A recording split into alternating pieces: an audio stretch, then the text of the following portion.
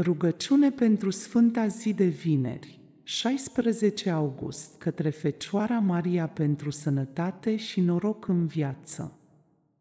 Preasfântă Născătoare de Dumnezeu, Fecioară Maria, în această zi binecuvântată de vineri, 16 august, venim cu inimile pline de nădejde și credință să ne plecăm înaintea Ta, cerându-ți ocrotirea și mijlocirea Ta sfântă. Tu, care ești Maica mângâierii și scutul nostru neclintit, privește cu milă și iubire către noi, robii Tăi, și adu lumină, sănătate și noroc în viețile noastre. Preasfântă Fecioară, Tu, care ai purtat în pântecele Tău pe Fiul lui Dumnezeu și ai fost aleasă între toate neamurile să fii Maica Mântuitorului, roagă-te pentru noi păcătoșii, ca să fim vindecați de bolile trupului și ale sufletului nostru. Fii Tu vindecătoarea noastră, Tu care ai cunoscut suferința și durerea, dar ai rămas statornică în credință și nădejde.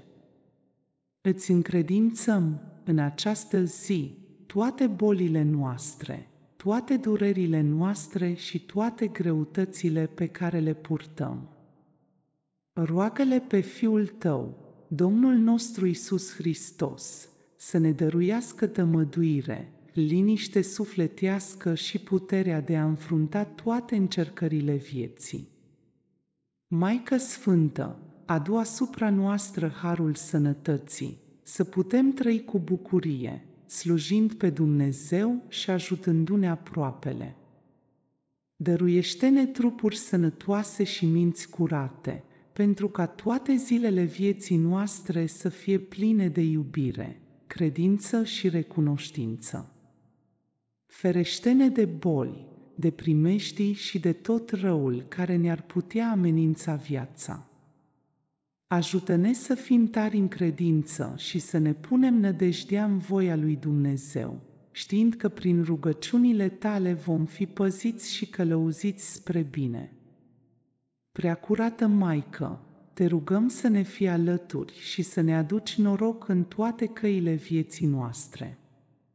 Fie ca toate lucrările noastre să fie binecuvântate de Tine și de Fiul Tău, iar mâinile noastre să fie întărite pentru faptele bune. Învață-ne să trăim cu înțelepciune, cu smerenie și cu încredere în pronia divină, astfel încât norocul să ne însoțească în toate zilele vieții noastre. Roagă-te pentru noi să fim păziți de greșeli și ispite, să avem parte de bucurie și succes în munca noastră, în familie și în toate relațiile noastre. Preasfântă Născătoare de Dumnezeu, în această zi de vineri, 16 august, cerem mila Ta pentru noi și pentru familiile noastre. Binecuvântează casele noastre cu pace, iubire și înțelegere. Fie ca prin rugăciunile Tale să ne bucurăm de prosperitate și de o viață plină de sens și bucurii duhovnicești. Îți încredințăm grijile și dorințele noastre, știind că Tu ne cunoști inimile și ne înțelegi mai bine decât oricine altcineva. În fața Ta, Preasfântă Maică, cerem ajutor în toate încercările noastre. Când suntem doborâți de greutățile vieții, ridică-ne și încurajează-ne să mergem înainte. Când norii necazurilor se abat asupra noastră, strălucește Tu, ca o stea de lumină, și îndrumă-ne spre soluții pline de pace și înțelepciune. Când pierdem speranța, redă-ne nădejdea în mila lui Dumnezeu și în puterea Lui de a schimba viețile noastre spre bine. Maică Sfântă, în această zi binecuvântată, Te rugăm să veghezi asupra celor dragi nouă, să le dăruiești sănătate, noroc și bunăstare. Fii Tu ocrotitoarea copiilor noștri, a părinților noștri și a tuturor celor care ne sunt aproape. Dă-le lor și nouă puterea de a trăi o viață curată, de a ne iubi aproapele și de a-L sluji pe Dumnezeu cu bucurie și credință.